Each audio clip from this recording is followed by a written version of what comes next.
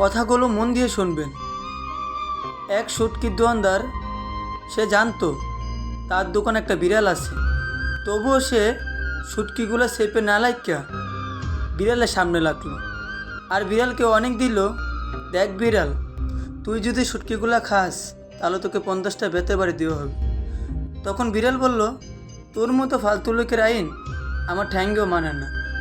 আমার প্রিয় জিনিস আমার সামনে লাগবি, আবার আমাকে ওয়ার্নিংও দিবি।